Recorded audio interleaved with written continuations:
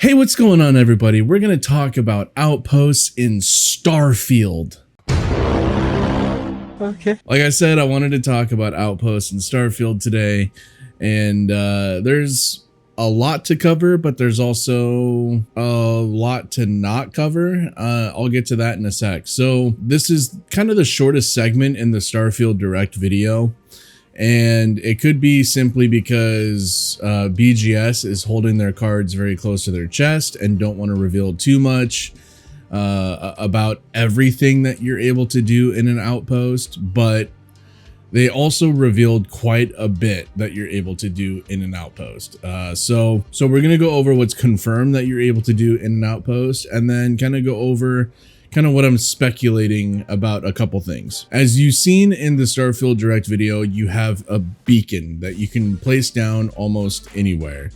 And using the phrase almost anywhere, to me, just means like you can't put it on like impassable terrain. So like a cliff, or I don't know, maybe like water. I don't know, maybe you can have an underwater base. I don't know. Like, I just don't know. I just know that there can be terrain that's impassable, so I imagine you can't exactly place a beacon there. And I also kind of imagine it works very much like the base terminal in No Man's Sky, where you place that down and then it gives you this large radius to build around. And when you place that beacon down, you'll notice in the top left of your screen, it says what the primary resource is in that particular area. In the bottom right, it'll also tell you when you're in the build mode, how much cargo you have, your crew, your needed power, your total power, and whatever your production per minute is. There's also a bar that fills up in the bottom. It's kind of in the middle, more so on the left side. It's to the left of like your cargo, crew, needed power, total power, and production per minute. Basically your structure limit. It's just a little bar that fills up, and it seems like you're able to build quite a bit. It would take quite a bit for you to fill this bar up. But if you watch the Starfield Direct video, which obviously footage is running in the background of their outpost segment, in the background of this video, you will see that the bar gradually fills up as they build more of their outpost, indicating that there is a limit. There could be a way to increase the amount that you're able to build, but that's kind of speculation, and we'll see. So when you're building your outpost, you can either be in first person when you're laying down all these different building pieces, or you can toggle a top-down view, or kind of a bird's eye view of what you're doing. It almost looks like a real-time strategy game in a sense. This might make it just a little bit easier to figure out what the footprint of your outpost actually looks like. It might be easier to place buildings down, so you're not running into, like clipping errors and stuff like that. And I also want to talk about how quickly can you get into outposts in Starfield. So in the Kind of Funny Games interview with Todd Howard, he kind of mentioned that, you need a lot of materials to build. Which means it's not necessarily something that you can do right out of the gate, but I feel like it's something that you can do fairly early on, laying down an outpost. And I don't think you're going to have this huge economic boom just because you have an outpost. I think a lot of the stuff that will produce resources will probably take some time to be able to acquire exactly what you need to get those big economic boom, maybe mining drills down. They also mentioned that you can tame some animals that are on certain planets that could provide resources, so there might be some farming involved, but all that could come later. So you might be able to lay down some sort of outpost, where you're kind of living at first, and then kind of work up to that mining outpost or farming outpost, whatever whatever you want. But I personally know that there's not going to be just one main outpost for everybody. On the actual website, it does say, and Todd Howard also confirmed in the Kind of Funny Games interview as well, that you can set up kind of a supply chain. And this supply chain is from outpost to outpost. Now, this next segment that I'm about to say is kind of speculation, or not next segment, but this next part is kind of speculation. Because since we know that you can assign crew to ships that you're not currently manning, and companions and crews to your different outposts to boost their efficiency based on, you know, the right combination of companions that you have working at any given outpost. Maybe a part of that supply chain that you're able to set up is maybe you can tell, you know, the crew member, like, this is the end result that I want happening with this particular material, be it trade for this material or sell for credits, or nothing at all. Let's just sit on it and produce it and use it for crafting, right? That's kind of the speculation that I have in terms of the end result and what you're able to do with the supply chain that they kind of confirmed, not only on the website, but in the interview. But it also brings in really important aspects of, you know, when you're out exploring or coming across random NPCs in your universe, you know, not only do you have to evaluate these NPCs for the traits that they have that might benefit you and you on your ship, but maybe the different outposts that you have, right? So you might have an outpost where you found a planet where there's animals that produce resources. And so maybe there's a trait that, you know, is more in line of, you know, farming or something, as opposed to you know, a crewmate or a companion that might be better at the drilling aspect, or, you know, whatever that may be or what it might look like.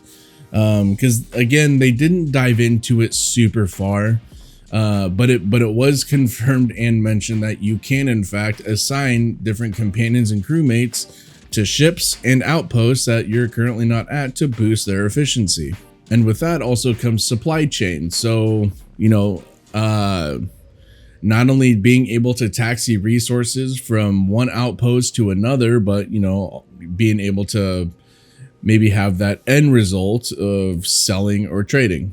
Now, going back to the actual build menu, if you look in the top right, there are 12 different tabs that you can cycle through. And the one that they're mainly showing off is the structures. So we're looking at different habitats, and you know, you can see like the science habitat or like the military habitat, stuff like that. What those 11 other tabs are could be, you know, things like furniture or crafting benches. What I don't think is in the game is going to be singular structure pieces. For example, games like No Man's Sky, Valheim, Icarus, where you place down like a singular foundation and then walls and doors, double doors, etc. Now, to say that someone can't mod that, you know, that'd be pretty cool. But nonetheless, I kind of think it just has to do with like the different structures, and also like crafting benches or like a production tab, right? So like a mining drill or something. So with that being said, I kind of think that a lot of our outposts will have kind of the same aesthetic look. There won't be a whole lot of variation between, you know, what your military habitat will look like as opposed to mine. But of course the layout and everything will be different. You know, maybe you have different companions working at yours. But of course the interiors is the big thing, right? Because you can pick and choose where the different pieces of furniture go and just kind of decorate, you know, how you want inside. And it seems like there's actual functionality to a lot of the things that you have inside. For example, like the crafting terminals and and whatnot. So they also, when they're showing the outpost section in the Starfield Direct video, they segue into the combat section by going into the science habitation or research lab, and then they go to the crafting station in there, and they start showing all the different like attachments that you can build in that crafting menu. Suffice to say, Outposts seems like it's going to be a lot of fun. I really enjoy building in a lot of games like this. It may not have the full customization that you might have in other games that are more centralized towards, you know, kind of survival where you build what you want. This is an RPG game, as a lot of people like to remind me in the comment section, as if I don't know that already. But I feel like what they're adding into what you can do at a base or an outpost definitely exceeds what a lot of those other games can do. You know, other games you can get NPCs and whatnot that work with you, but not ones that really boost the efficiency and work at your outpost. You know, it kind of seems like, you know, you can go out and either buy a ship or pirate a ship, turn it into this massive cargo ship, and then increase your supply chain, increasing the amount of cargo that that ship can hold.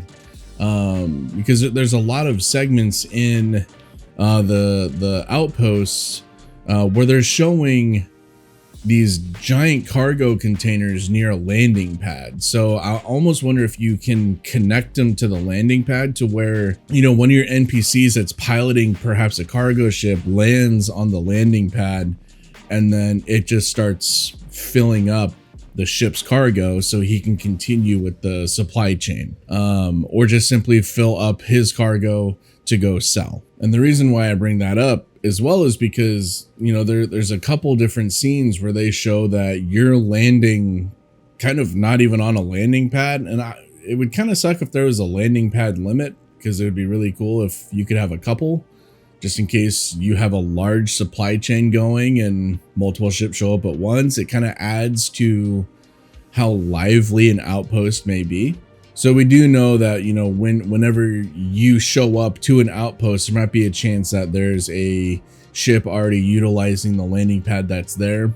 Whether or not you can have more than one landing pad, that's undetermined.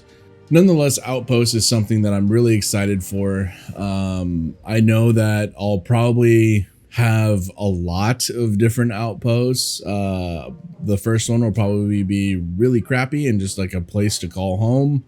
I'll probably try and find a really scenic place to just place it and not worry about mining or anything like that, or any sort of production.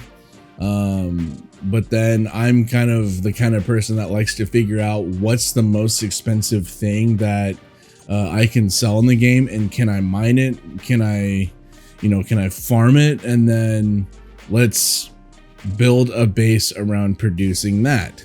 That's just typically how I am. I know there's other people that are very similar, and some people just like building and decorating. I want to know what you're most excited about with Outposts, and is there anything that you're kind of speculating about, NPCs and companions that you have working at your outpost that maybe I didn't cover? If you guys like this type of video, please like it. It helps push it into the algorithm. Hit that subscribe button, helps me out a bunch, and it's free for you. And I will catch you guys on the next Starfield video. Take it easy.